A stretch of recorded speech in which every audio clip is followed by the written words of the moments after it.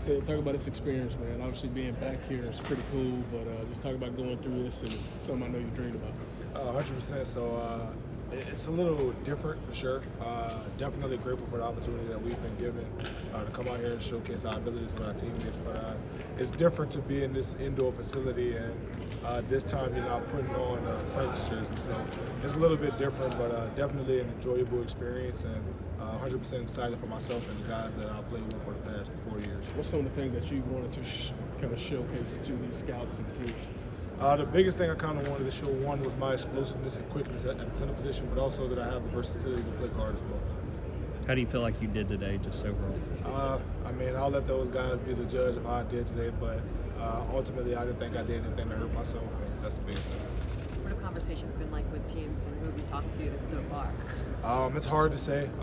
Everybody kind of comes in spurts, and so I've talked to a plethora of different teams, but it's kind of hard to say who has the most interest or anything like that.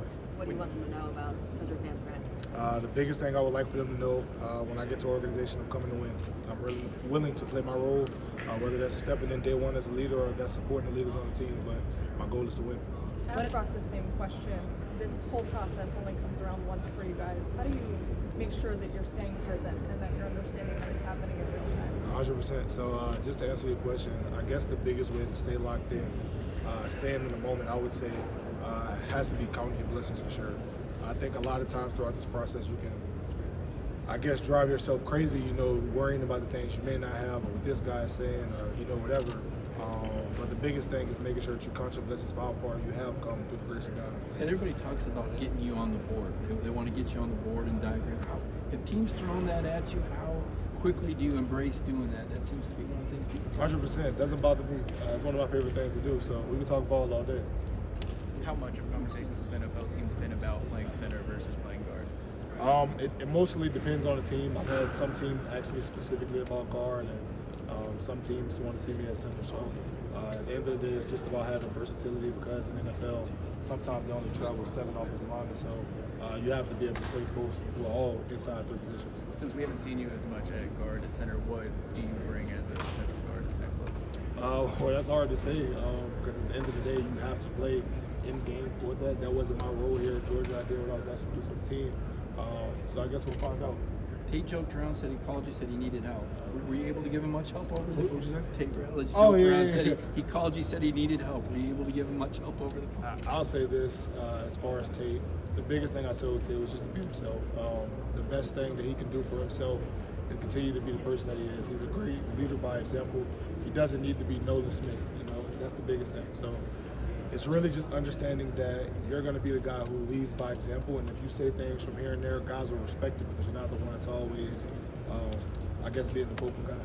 Jared, being for Tate and Trust to be back for that offensive line, and alongside those guys, who else might kind of step up as a leader on that group in your absence now? So to answer your question, I would say Jared Wilson probably would step up the most, along with Ernest Green. But I think it's huge to have Tate and Trust back for the simple fact of once you get those young guys who are hungry. Jared really isn't young, but he just hasn't had his opportunity to shine yet. So I would say once you get those kind of guys, with guys who are experienced and have really seen it all through the league of the SEC, I think the sky's the limit for those guys. what does Jared bring to the table? Tate called him a freak athlete. Yeah, exactly what Tate said. Jared is a freak athlete, explosiveness. One thing that I think people underestimate about Jared is that he's extremely smart.